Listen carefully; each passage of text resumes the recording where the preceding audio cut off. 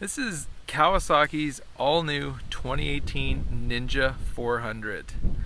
It's finally replacing the aging Ninja 300, and it's a huge improvement overall. The 400 cc's really adds a lot more power than the 300 has.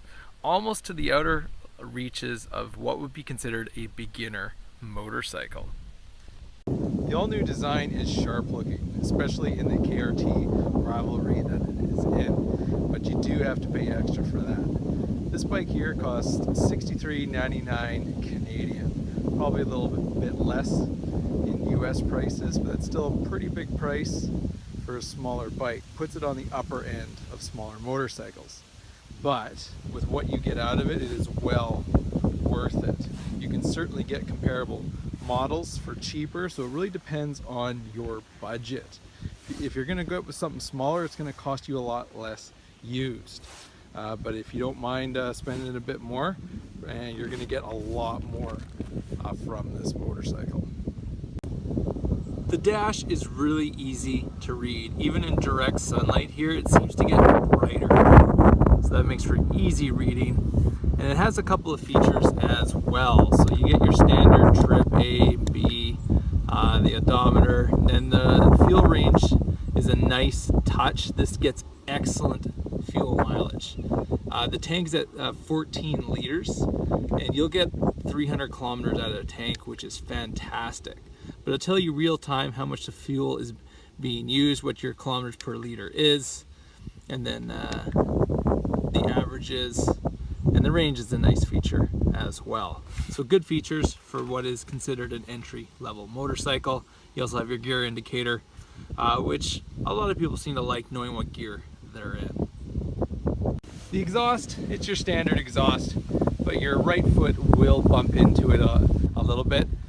A aftermarket exhaust is a lot smaller, so it will solve that problem right away.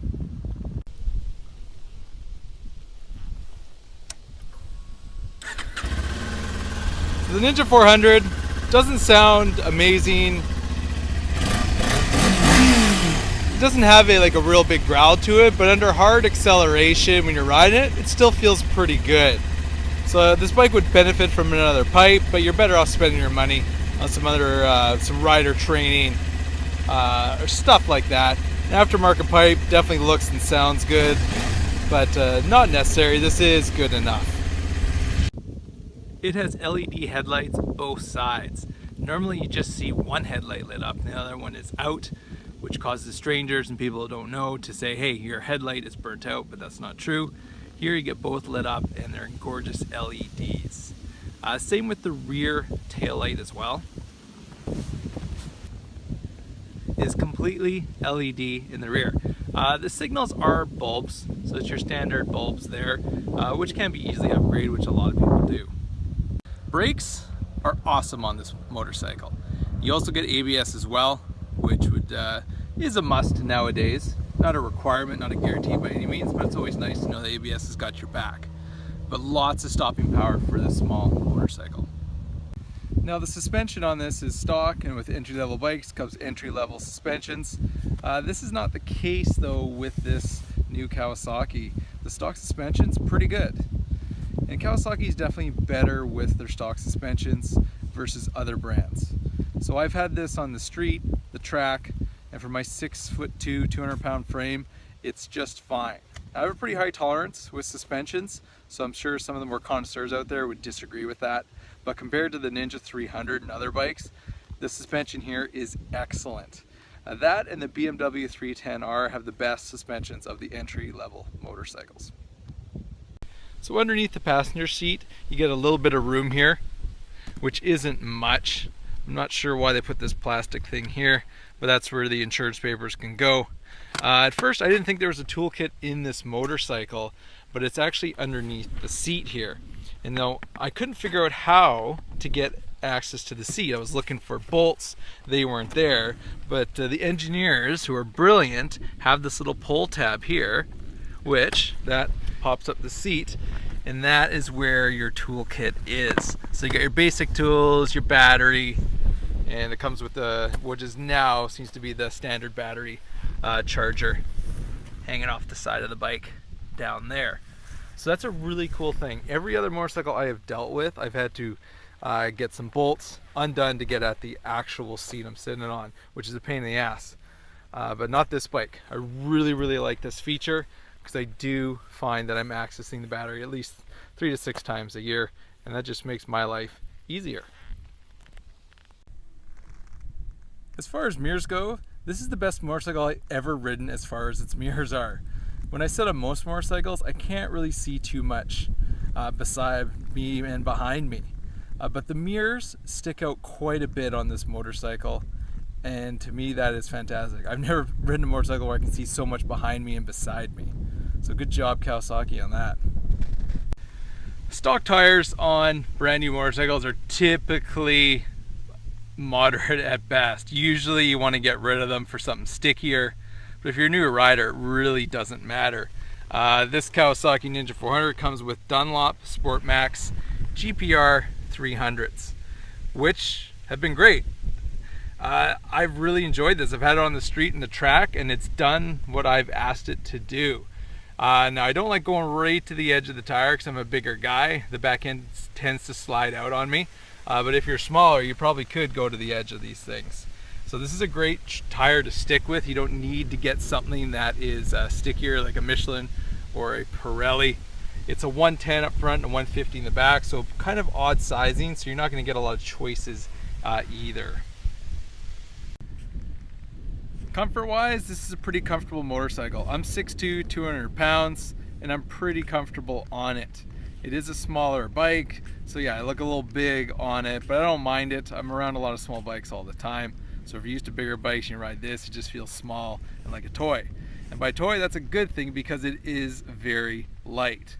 It is, while it's similar weight to every other motorcycle in its class, it's actually a little bit lighter than its older Ninja 300. And the way they've managed the weight on this motorcycle is fantastic. It feels like it's 300 pounds wet.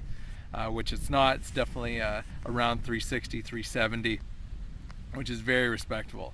It is a very light feeling bike, so if you are not too strong or you're short, you'll have an easy time managing this motorcycle. Now when you're riding it, that lighter weight does blow you around a little bit more. It does have a windscreen, which is definitely good, but if you're a little on the taller side, you're still going to get blown around as if this was a naked bike. As I mentioned earlier, the other bikes out here in this category can be just as much. Like a brand new R3 is going to cost you about the same as this brand new Ninja 400. Both are phenomenal bikes. You can't go wrong with either one. But my vote does go to the Ninja 400 with that extra power and nicer suspension as well. It just has some nicer fit and finish too, which usually Yamaha does better.